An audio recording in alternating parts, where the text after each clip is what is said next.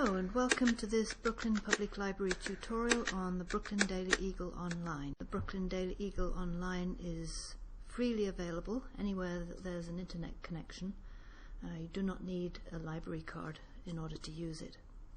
The Eagle Online was funded by a generous grant from the Institute for Museum and Library Services with matching funds from Brooklyn Public Library.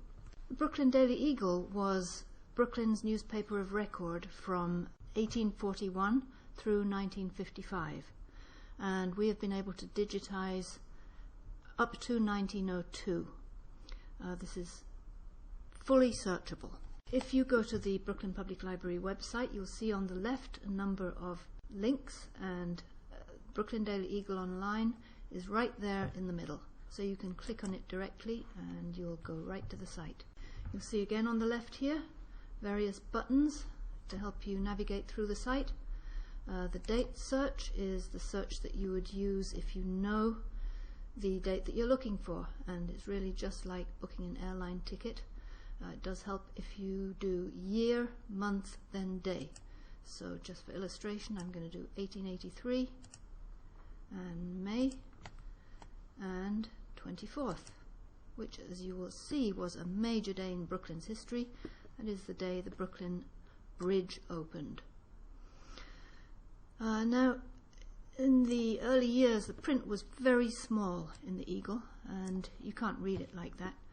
So if you want to actually read this article, you're going to need to mouse over until one of these sections here becomes yellow, and then you double click on it and you'll see it magically opens in another box, so that you can then scroll down and easily read the article. And once you're in this box, you'll see there are various functions that you can employ. Up on the right, you can make your own collection of articles. You can send it by email, you can print it, or you can save it. I am going to show you the print box because there's one little ruse that you do need to know here. You need to go right down to the bottom and make sure that this button here on Scale to Page is set to No. Otherwise you will have a page of tiny print that you won't be able to read. And let's look at a different kind of search. Let's move to the advanced search. And some of you may know that Walt Whitman was an early editor of the Eagle. Let's see what happens when we put his name in.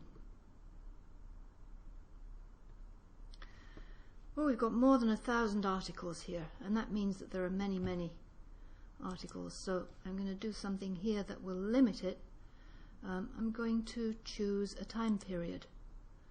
So we can choose a date range here, and we can either create our own date range by clicking here, or we can choose one of the ready-made ones.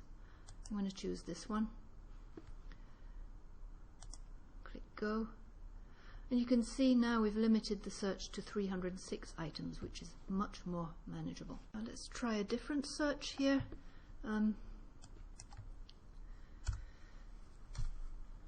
It's useful to remember the vocabulary of the period that you're working with. So if I want to do a search for whiskey, it's useful to remember that whiskey was spelled a couple of ways, and still is actually. So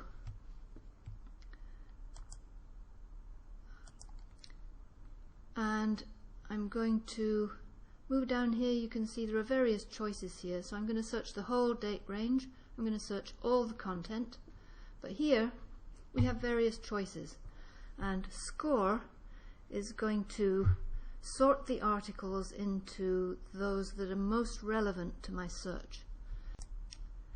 But I can also choose different options. I'm going to choose Date Ascending, which is going to give me the very first instance of the use of whiskey in an article. And here we are, earliest first, so the earliest instance is 1847, and on we go with that. So I'm going to show you one more cool thing you can do. Let's say, for example, you're interested in whippet racing. A whippet is a kind of dog that looks a bit like a greyhound. And here's another Boolean function. So I'm going to use and I want to look up the word racing, races, anything that has that root, so I'm going to use the asterisk, which will truncate it and find all of them for me. And there we are. We have lots of really interesting articles, including this one about fleet miniature hounds, which is a very good one. One more thing I would like to show you. As you know, in the 19th century they were very interested in cures of all kinds,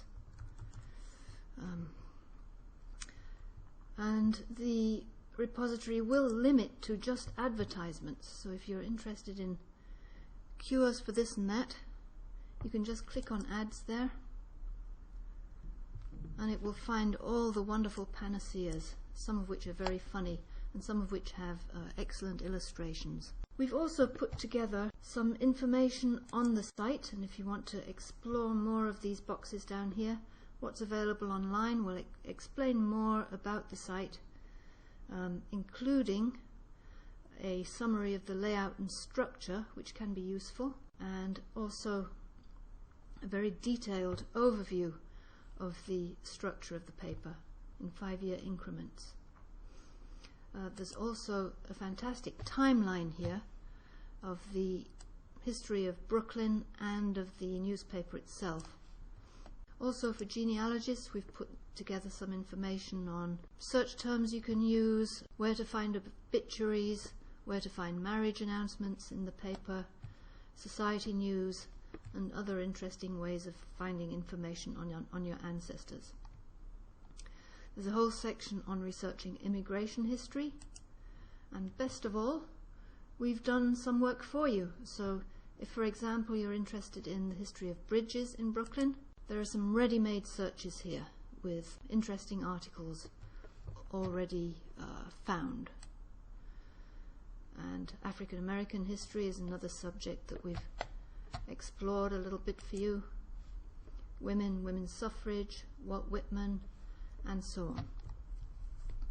So, in summary, there is no end to the fun you can have with the Brooklyn Daily Eagle Online. People tell us of working or playing deep into the night with it, and many thousands of people have endless fun with it, and I hope you will too. Thanks for watching this Brooklyn Public Library tutorial. If you have questions, we're available at your local library as well as via online chat, email, or telephone.